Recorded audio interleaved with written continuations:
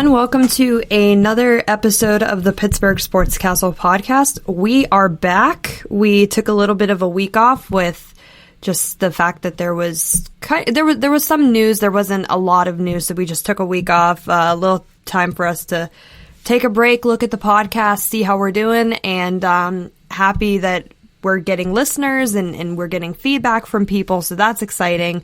So appreciate all of that. As always, if there are any suggestions or topics that people have, please feel free to hit us up on Twitter, the website, the writers, and we would be happy to, dive into that kind of stuff. So I'm not here by myself. I'm Rachael Kriger, but with me is Cody Flavell. Hello, everybody. How you doing? Cody, we've got it's a big news and notes type of episode that we've got going on tonight, but it's still a lot of good stuff, a lot of good updates, a lot of stuff happening within kind of a 24-hour time frame. I feel like today has been such a sports crazy day. In the national level, because the National Women's Soccer League announced they're coming back. MLS is saying they're going to come back tomorrow. And now it's like, I need to decompress and get into like a Pittsburgh state of mind because we don't have an NWSL team and we don't have an MLS team. We do have a USL team, but we'll get to that later. But diving into all things Pittsburgh, this is new news that kind of happened. I believe it was yesterday it came out that the National Hockey League, as we all know, is the beloved NHL. They have confirmed that a 2014 playoff tournament will happen once hockey is allowed to return. There are no dates or anything yet. There are still certain markets that are higher in numbers with COVID-19, of course, and some with lower amounts of cases. And then, of course, you have the issue with Canada and the United States and the border and when it's going to open up, when it isn't going to open up, all kinds of stuff like that.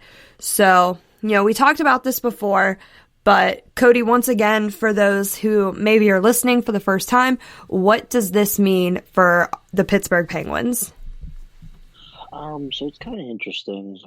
It was announced that they're going to play the Canadians in the first round when this does occur.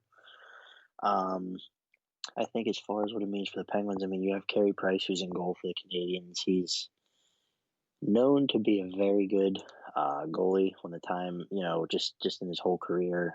He's the type of goalie that can definitely steal a playoff series for anybody. But I think at the end of the day, it's going to be interesting. Every team's going to go into this playoff in the same situation.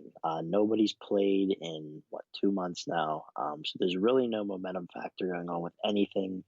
No team, so that it's kind of a fresh start for everybody. So you might see some upsets. The Penguins are going to be one of the teams that has to play in the play-in round, as they weren't one of the higher seeds. So it's going to be a 5-game.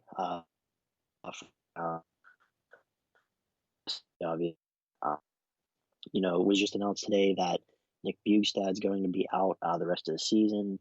He had a setback with his surgery, and Dominic Simone, I think it was last week, they announced is going to miss a lot of time as well.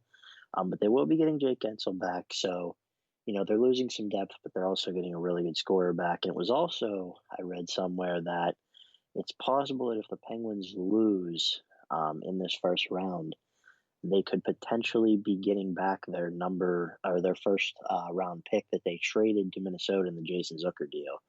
So, obviously it's going to be a weird situation. If they win, obviously they keep going. And I think with everything going on, it's going to be awesome to see them, try to get back in the swing of things, and hopefully they can pull something off.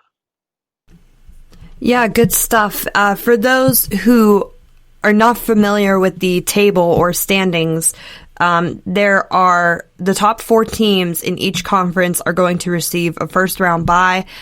They are the Boston Bruins, Tampa Bay, Washington, Philadelphia in the East, and then in the West you have St. Louis, Colorado, Las Vegas, and Dallas. And then there were 7 teams: the Devils, the Sabres, the Anaheim Ducks, Kings, San Jose Sharks, Ottawa Senators, and the Detroit Red Wings, they are not qualifying for the playoffs. One thing I wanted to ask you, Cody, is just kind of, I know there's a lot of talk about the NHL draft lottery and what's going to happen with teams who, maybe lose out in that first round and don't make it to the next round of the Stanley Cup tournament playoffs. So what's kind of the buzz around the NHL draft lottery, and why are people talking about it?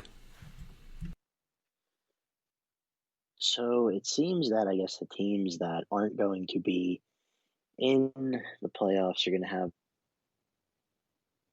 as they would any other year, and then any team that loses in this play-in round will also be a part of the lottery.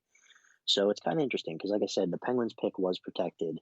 So there's a chance that was said when the trade was made, if it was a lottery pick, that the Penguins would receive the pick back. Well, that comes into play. Like I said, if the Penguins do lose, they'll get that pick back. It'd be a nice consolation, especially because this season's such a weird, it's a weird occasion with the season going down and everything. So the way I look at it, I mean, obviously you're not gonna tank to get that pick back because the obvious goal is to win the Stanley Cup. But I think it helps cushion everything a little bit. If they are to lose in the first round, you can kind of look back and say, well, it's not all bad because they're going to get a first round pick out of it that they weren't going to have before, and it's going to be a higher pick because it'll be in the lottery. So, okay, that makes sense. I think that everything kind of coming back. I'm on the fence. I'm curious to hear where you stand on this. Part of me is like, yay, sports, this is great. But part of me is like, is this all too soon? And this is not just with sports. It's with, Disney announced that they're going to open up in July. Kalahari, one of the water parks up here in Ohio, and I think there's one in Michigan or Wisconsin or something like that. They're opening up, and some part of me is like, is this too soon? Is it too early for all of this? Or are we at the right point where we can start opening these things up and having live sports? I'm curious to see what the NHL is going to do in regard to venues or teams that are in higher risk areas. Like I know they're out, but like Los Angeles obviously comes to mind as one of those high risk areas. The New York's, the New Jersey's been hit, of course. Florida has been hit, and so I'm curious to see what the NHL's protocol for stuff like that is. I guess kind of two worlds combined. My entire day was filled with NWSL, and one of the things that they provided was the protocols of what's going to happen. And they were like, 48 hours before the teams travel, they're going to be screened and they're going to have their temperatures taken.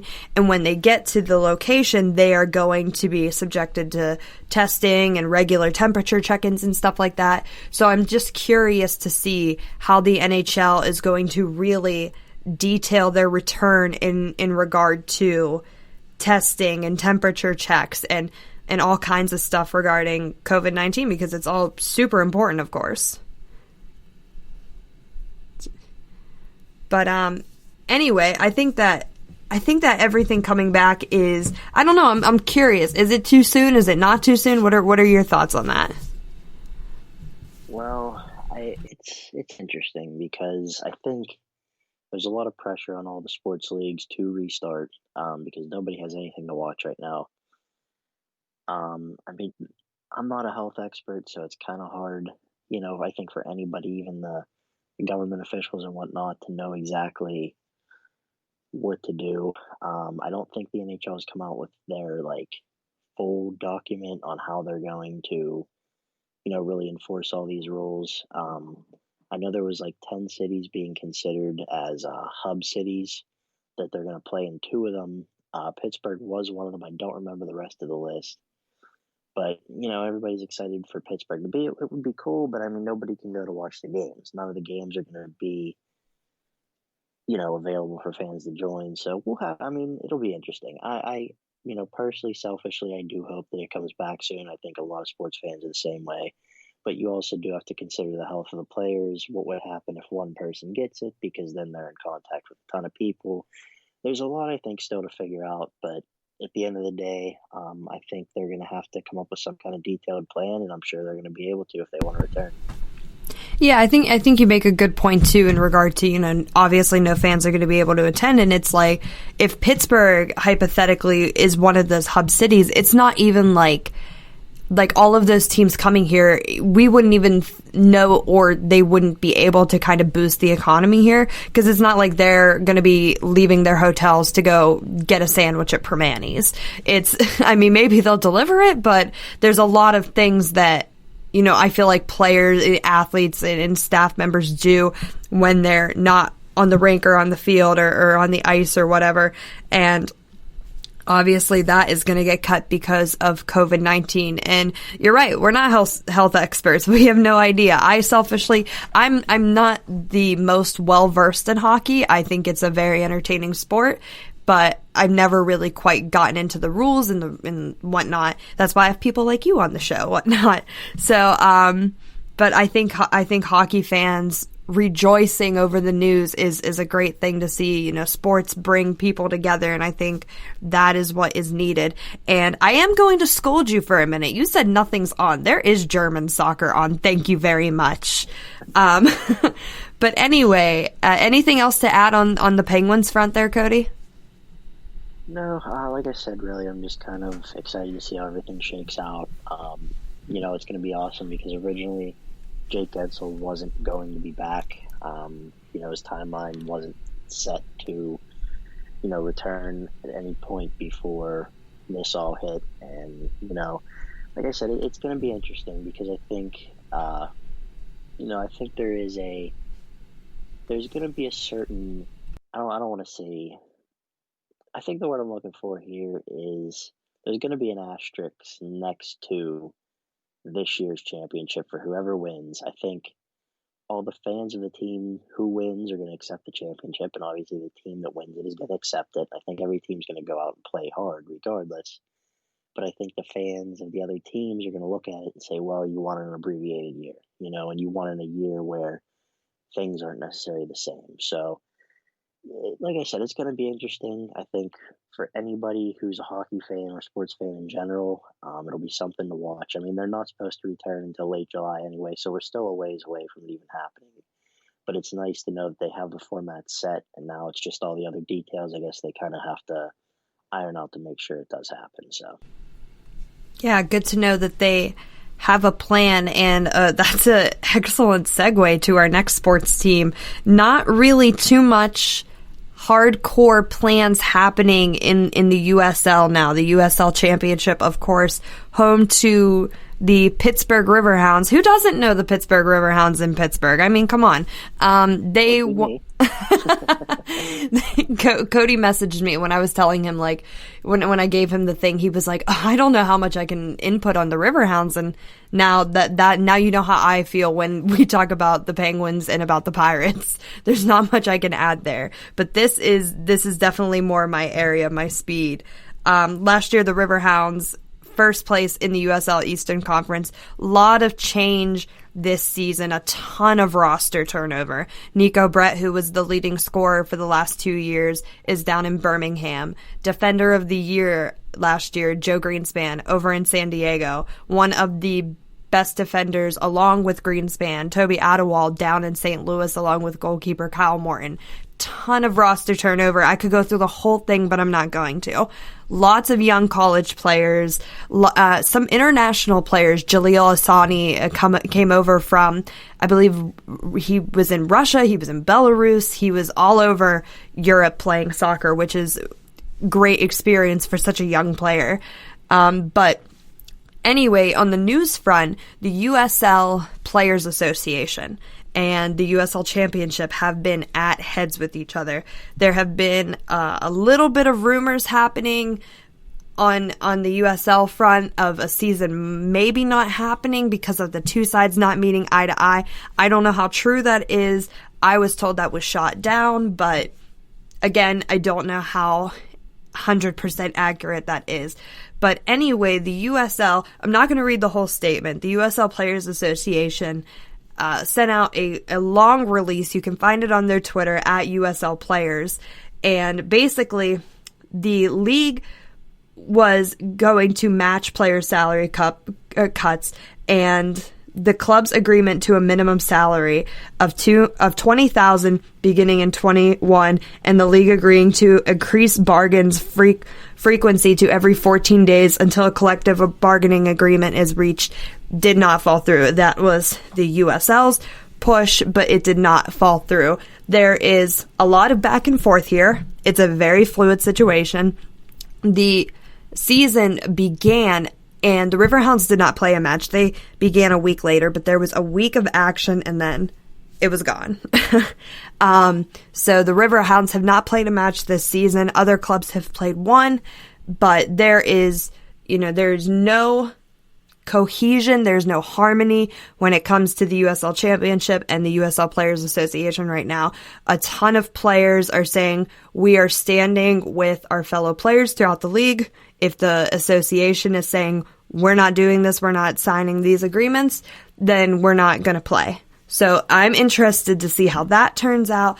But on a more positive level, the league allowed small team training, and that began for the Riverhounds, I believe, last week. So good news on that front. It's kind of a return to soccer, but there still needs to be that agreement with the USL Players Association and with the league itself. So I'm interested to see how that goes down, but that is our 5-minute Riverhounds news and notes. But definitely we'll have to keep everyone posted on that.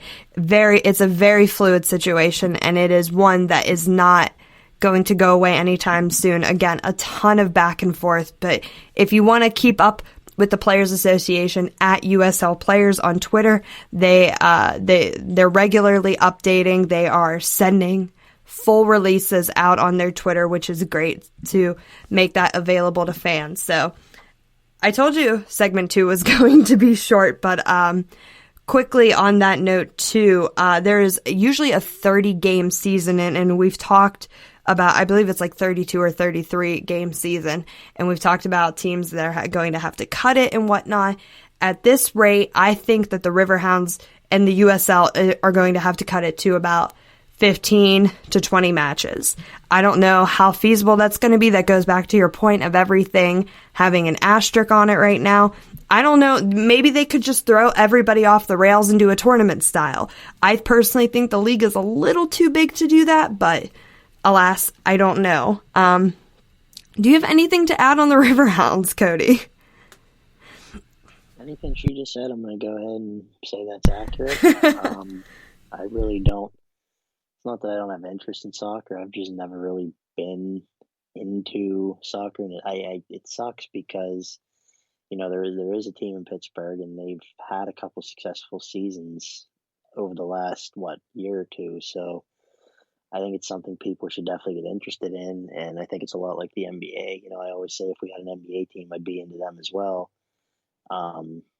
So hopefully, at the end of the day, people start to recognize that the Riverhounds are actually a decent team, and they do play in Pittsburgh.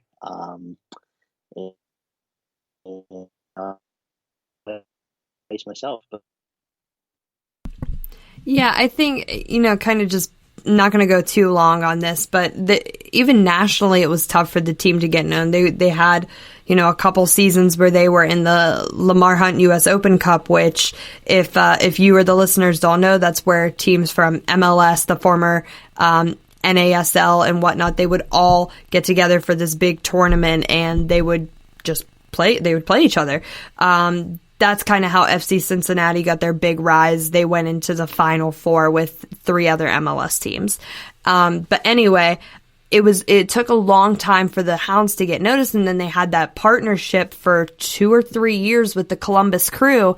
And then, not many people know this, but Zach Steffen, who is over with Chelsea right now on loan with Dusseldorf, he's on loan with Dusseldorf, Fortuna Dusseldorf, over in the Bundesliga. He played for the Riverhounds for about 5 or 6 months, and that's kind of how Pittsburgh was kind of getting on the map. We got players that were good on loan from Columbus, build that relationship, and then that kind of fell through, and then Pittsburgh got Bob Lilly, who is one of the most well-known coaches in the United States, albeit he has not coached in MLS. But he's still very well known, and he came in and he really just transformed the team, made them into a contender. And last year they won first place, and people started looking and saying, this is a pretty good team. We need to start paying attention to them. And, attendance boosted a ton last year. I remember my first year covering the team back in 2016. It was sparse. The parking lot was usually always sparse. The team wasn't great. They were losing matches that they should have won. And then last year, there were times that I would have, I never had to say, oh, I'm media, I need media parking, because there would be parking right there. But I would have to tell them because the parking lot was full to the brim, and, more media was coming, which was awesome to see. So I think Pittsburgh is kind of slowly but surely starting to realize that the Hounds are, I don't think big deal is the right word, but they are a thing. They are happening, and it's a good product to watch now, and that's enticing people, which is great. And I hope that, we just did that grading the tenure series that you came up with, Cody, and I did Bob Lilly, of course. And one of the critiques I had is that he keeps bringing in new players. There's no consistency. There's no ability to retain players for the long run, albeit there are some players that are there. And he has kind of turned the team into the Rochester Rhinos 2.0 where he used to coach. But at the end of the day, the guy knows how to coach, whether it's college players, whether it's guys from the Rhinos that he's coached before, whether it's veterans that he has never coached before. The guy knows what he's doing. He knows how to coach, and he knows how to win. So I think that him coming to Pittsburgh kind of changed everything. That is my appreciation post, quote unquote, for Bob Lilly. So soccer talk over. I'll spare you the soccer talk. But we had a really great article written by our website founder, Joe Sinello, shifting gears here to Pittsburgh basketball. And, we kind of a segue, because you did mention the NBA stuff, but not quite the NBA. There is talk, and now I believe it's confirmed, that Pitt is not playing Duquesne in a city game this year. And Joe wrote this article basically asking, why is Jeff Capel afraid of playing Duquesne in a city game? And I want your take on this, because you know it better than I do. I'm more on the Pitt women's basketball scene. So I want your take on this. Is Jeff Capel afraid of Duquesne? And if so, why? The city game's a great product, right? Yeah, it's weird. Listen, Jeff Capel's done a great job since he came here. Pitt was in probably the worst situation it's been in 50 years when he got here and he took over the program. And he's actually done a pretty significant job of, building it, a term he likes to use is brick by brick. They knew this wasn't going to be an overnight rebuild. Like Trey McGowan, who has since transferred, but he's got some top recruits coming in this year, like John Hewley, and it's going to be. It just doesn't make sense to me that you would want to not play this game. I mean, when you look at it, they're a team. I mean, Duquesne's a team that's pretty good. They're an A-10 team, so they're not a big time name, but your non-conference schedule is supposed to be filled with, a lot of cupcake teams, because that's what these ACC teams and that's the type of teams they're going to play. They're not going to go out and schedule hard teams from the SEC and, all these other basketball conferences where, you take the risk of, losing a bunch of non-conference games, because at the end of the day, when the tournament people get together to make the tournament, they look at your non-conference schedule, they look at your wins, they look at your losses. Every team's going to probably, unless you're like a UNC or a blue blood type of team, you're going to suffer a loss or two against these non-conference teams that you wouldn't expect to happen. It happens. I mean, any given game, you have an upset. To me, this whole situation, I don't know if he's just. I truly think the conversation is there to be had. I think 10 years ago, you could say Pitt was unquestionably the best team in Pittsburgh. When you consider Duquesne, Robert Morris. Now, I still think that they are, but I think that gap is certainly a lot smaller than it was. And I don't know if he's worried that, maybe Duquesne is seen as the better team now and he doesn't want to give them more ammunition. I don't know what it is. But it's certainly a weird situation to shut them down for the second year in a row now. And I don't know. Maybe it's just, like you said, is he afraid of them? Obviously, every coach has their reason when they go to fill out their non-conference schedule. But to me, it's a really good game to play. And to not have it kind of sucks for, both alumni and fans, alike. I think everybody enjoys watching the game that's from Pittsburgh. And to me, I don't think there's a reason not to play it, but that's obviously their choice, and we're not going to see it this year. So, one of the points that Joe made in his story is that Duquesne is kind of just Pitt's rival, not just in the city, but just in general. Of course, they play in different conferences. They're going to have conference rivals. But in regard to, even including those conferences, are they really each other's biggest rivals, do you think? Or where does RMU kind of fit into this equation, if they do at all? I don't know. I mean, I guess it's hard to really consider somebody that's not in your conference like a big time rival. Obviously, everybody has their cross state or their in state rival. I think Pitt's focus obviously should be on the ACC schedule because the ACC is the best basketball conference in the nation. And overall, to me, it's not a good look for Pitt to say no to this game.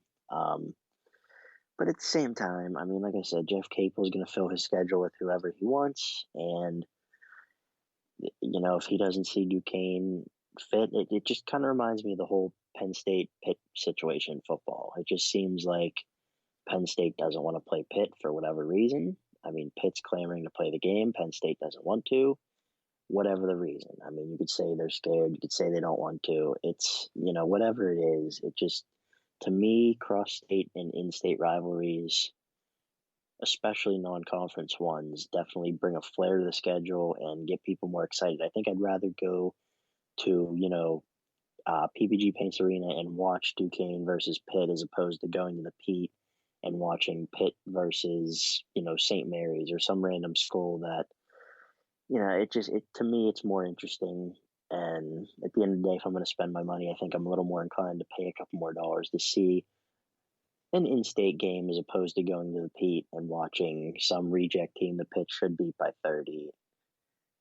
And to me, it's just it's a weird situation. So, yeah, I think weird situation is a great word for it. I am all for the city game. I think that it is a great event. It's definitely would sell out. I know Joe wrote that if it comes back, he knows that it would be a sellout no matter where it is. So I think that it's a great thing for the city. It's a fun rivalry. And I love this quote. Joe had referenced an article that Alan Saunders wrote for Pittsburgh Sports Now, and Keith Dambrot, forgive me if I'm saying your last name wrong. I will get it correct one day. But he had said to Alan Saunders, we'll play anywhere. We'll play in their building for nothing. It's good for the city. It's good for our program. It just may not be good for their program. So kind of a little bit of fighting words. And I think that's fun, though. Like, it's an in-city rivalry. It's like you said, it's more for pride than it is for anything when it comes to standings and records and statistics and stuff like that. So I think those fighting words are definitely fun. I could see it being like, ask the Steelers, which side would they take? Or, Mayor Peduto makes a bet with somebody and it happens that, someone's picking one team, someone's picking the other team. It could be like 20,000 things. It could be something that you could include charity in, and you could raise a ton of money and whatnot.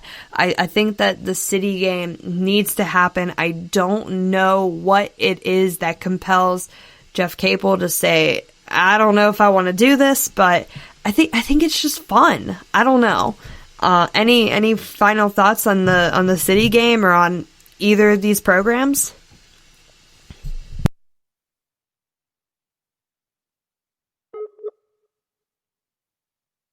Yeah, so I mean, really, it seems petty to me, the whole thing, and I don't know. Hopefully, within the next couple of years, we can get some kind of resolution. But Capel just doesn't seem to have much interest in playing it right now. So yeah, I think petty is certainly a good word for it, for sure. I love the quote from Duquesne's coach, just kind of putting in that edge.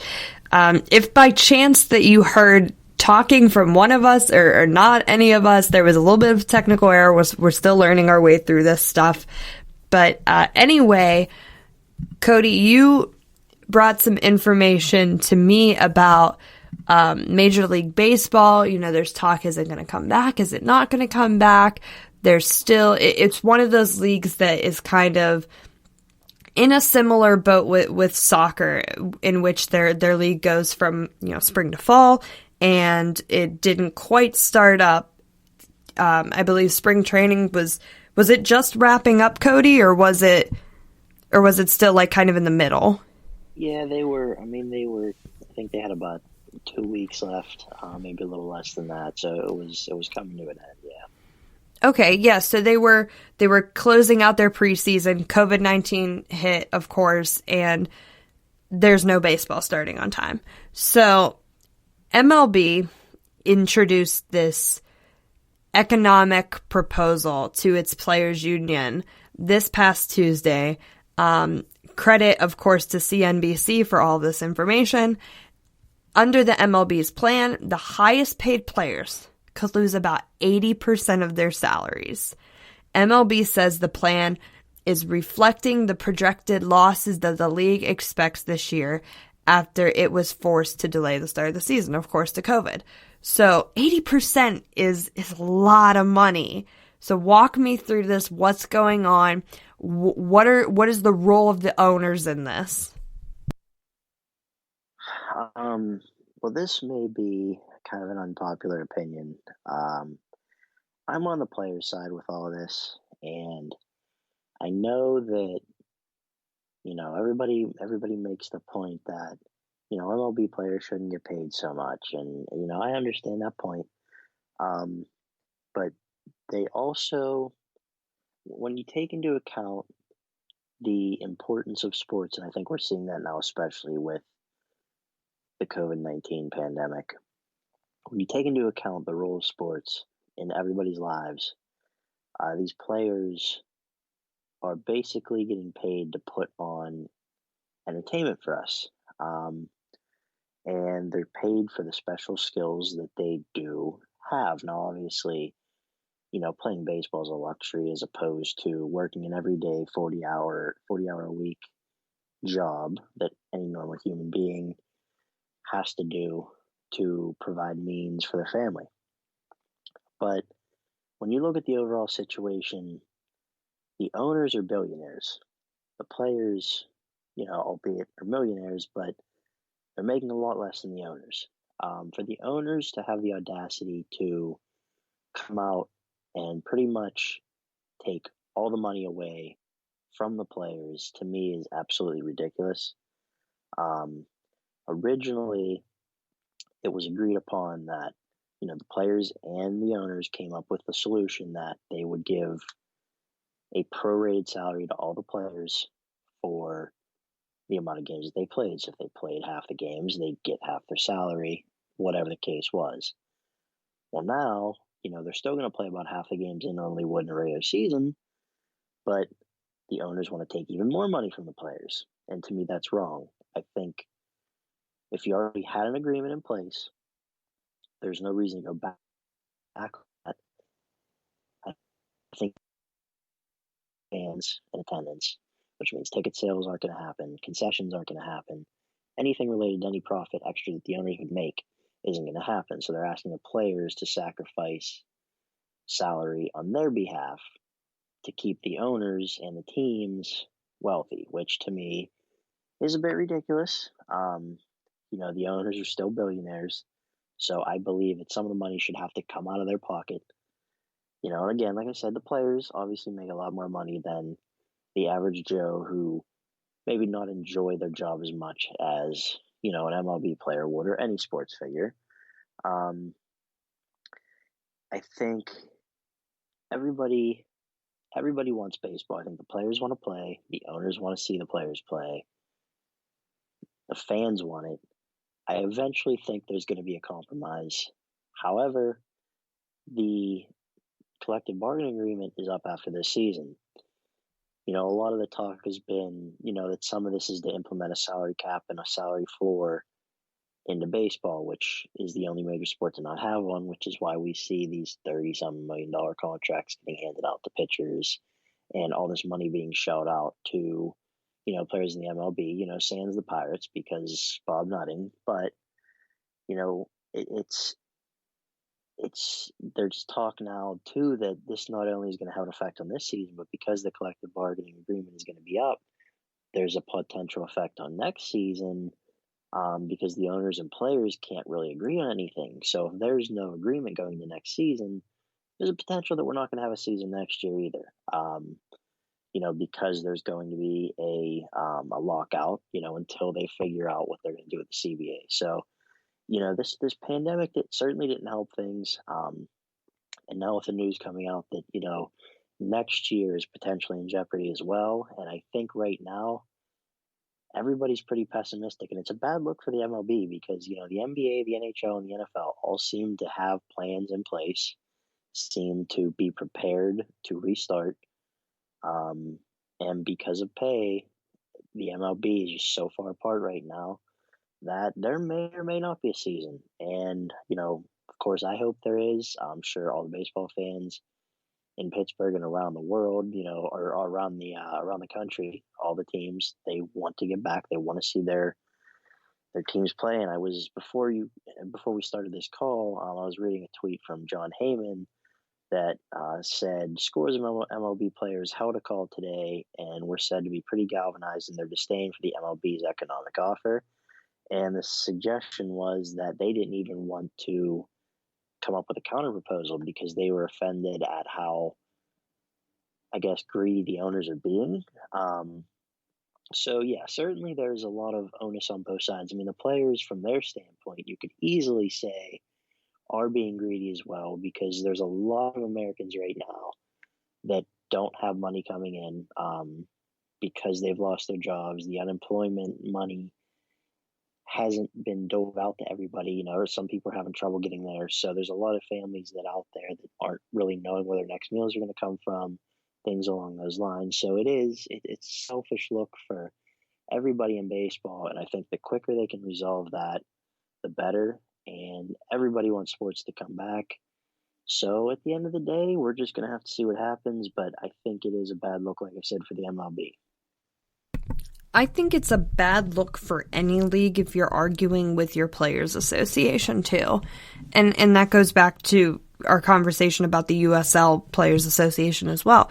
The USL and MLB are being put in such a bad spotlight right now, especially the MLB, due to their prominence, of course, because of fighting with the Players Association. And listen, I'm not going to lie. I'm one of those players that says I don't think, in any sport, I don't think people should be making as much these astronomical numbers as they do. It just seems kind of like a crazy number to me. I don't really know how else to say it, but I think that there comes a point where you look at those numbers and you look at those players, and MLB wouldn't be the same without guys like Mike Trout, without Bryce Harper, Christian Yelich, those type of guys that are making those big dollars.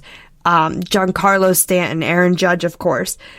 If you're telling them to take this astronomical pay cut, and if they say we're not doing this. We're just going to sit out of the season then, and we're not going to play. Then that takes away your star power. And those players that have that star power definitely have leverage. And that goes for all sports.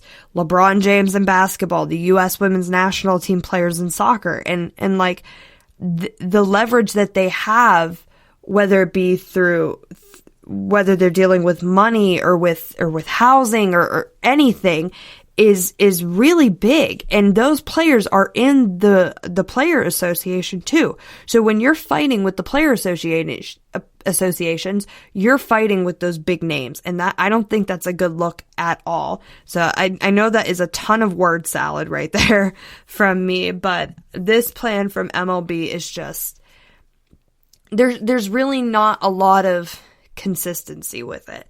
I think you absolutely hit it on the point. These owners are billionaires. Bob Nutting, you got the money, dude. Fork some out yourself. Like, I will always go after him due to my vendetta against him. But all of these owners in all major sports, they are so quick to pull out their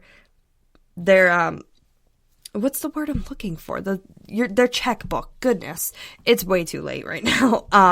But they're so quick to pull out their checkbook and sign off for sponsor deals and for these big player contracts that now it's time for you to fork that money over.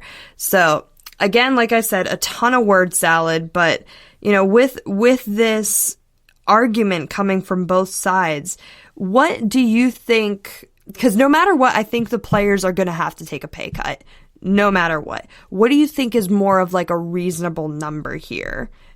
Depending, and I know that's going to depend on like how many games there are, what the format of those games is going to be and whatnot. But maybe you have some potential solutions, and maybe I almost said NWSL, maybe the MLBPA will hire you. Well, I think, like I said earlier, they did agree on a deduction originally where they would go with, they would pay players based on, or prorated based on the games they would play. And I think that everybody agrees that that was a fair offer. And I think the players were okay with that. And really the next step was just to kind of figure out, okay, where are we going to play? How are we going to do this? What are what are the testing guidelines? Everything. I think all those details were the next thing you figured out. And then, I think once the owners realized, okay, it's going to be impossible for us to have any fans in the stands, we're going to be losing money in ticket sales and everything, like I said before. So to me, I think that was the fairest possible thing they could have done, was just prorate everybody's salaries. That way they'll earn what they were supposed to make, just not for a full season. It would be based on how many games they played. Well, now, like, when you ask them to take almost an extra, it comes down to 80% of what their salaries are. I have no problem with the players, saying, look, we signed a contract. Nobody expected this pandemic. We came up with a fair agreement that you would pay us based on how many games are played. Now you want us to take less because you're going to be losing money because the money's not going to be coming in from ticket sales and everything. So to me, the fairest plan was what they had originally. And now that they seem to just not have a plan in place, I don't know what's going to happen. I shudder to think that we may not have baseball not only this year, but next year. And, for some people that might be okay because the Pirates were probably destined to win 30 games this year if they only played 80. But, as a big baseball fan myself, I was really looking forward to, seeing some of these younger guys play because obviously, they were going to expand the rosters and everything with all the potential for injuries, the potential to get the disease. And there being no minor league season, so you were going to see some of the younger prospects play a little more this year. So now that we are staring down a barrel that sees no baseball this year and potentially next year, it kind of sucks. Today is March 27th, when at the time of recording, of course. Where is kind of the line that needs to be drawn in terms of having a decision? Because we're already you know, not quite halfway through what would be the regular season, but we're getting there. July's kind of that halfway point, and, you know, I mean, I don't know about you, but May flew by, and June is probably going to fly by as well. So where do the two sides need to come to a point by like what time? Of course, there's not a concrete answer that we can give here, but also, if they don't, hypothetically, if they don't come to an agreement, does this mean that there's no baseball going to be played? Do we dive right into that CBA and get that figured out so there could be baseball in 2021? And if so, do you think that's enough time? I personally look at it as, geez, oh man, that's like 6, 7, 8 months. That's plenty of time. But clearly with the numbers and the back and forth, it might take longer. Yeah, so I think to answer the first part of your question, based on everything I was reading, a lot of the like the insiders in baseball had said that this is probably the most critical week in the history of baseball at this point, just because nobody knows, you know, how long this is going to go on. So they said that this week, I mean, to really wrap everything up, it kind of has to be within the next week or two here, because when spring training started, you know, it takes a while for pitchers to get their arms geared up. And especially now that they started, you know, got pretty much about 75% of the way through their off-season or their spring training programs to be shut down again. Well, now, you know, the guys are trying to keep healthy, go to the gym, throw every couple of days during the week, but you can only do so much. There's nothing like actual game action, and that was the good thing about spring training. Well, you know, now the talk is they're going to have to get something done soon because they want to start by mid-July, and if they don't, there's really no point in having a season. So I think it has to be pretty soon, especially because the pitchers are going to need more time to build their arms back up. You know, the players in general are going to need time to work out.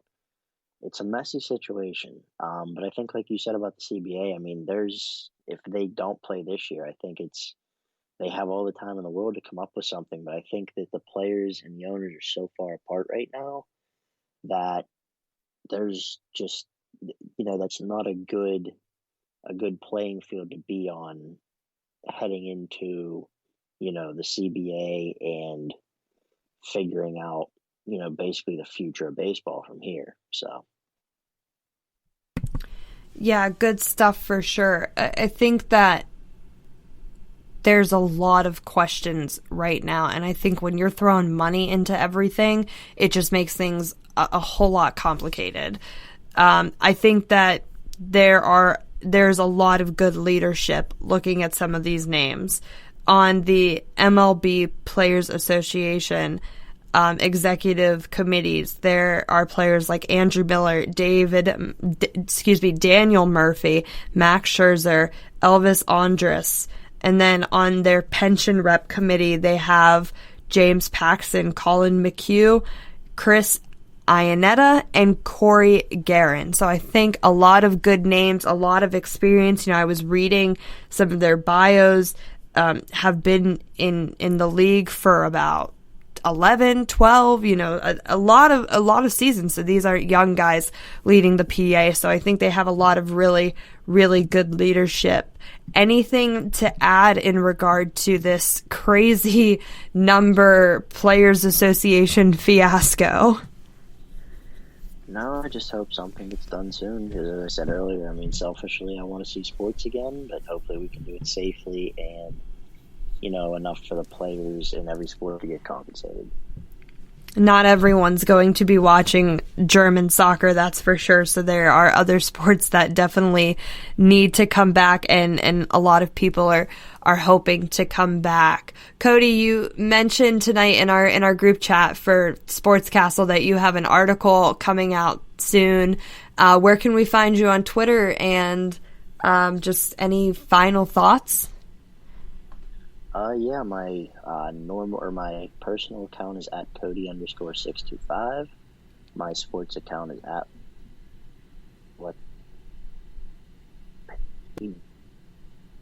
And, I think it's been a good week as far as development for most sports. Like I said, we have a plan in the NHL now. The NFL keeps saying they want to have full stadiums. I don't know that that's going to be feasible, but we're still about 4 or 5 months away from anything like that happening. So, as you can tell, lots of things can change in 2 weeks, let alone, 4 or 5 months. So hopefully for the NFL's sake, they'll have maybe if not full stadiums, half capacity or whatever they can do. But overall, I think it's been a good week, other than, the MLB's kind of,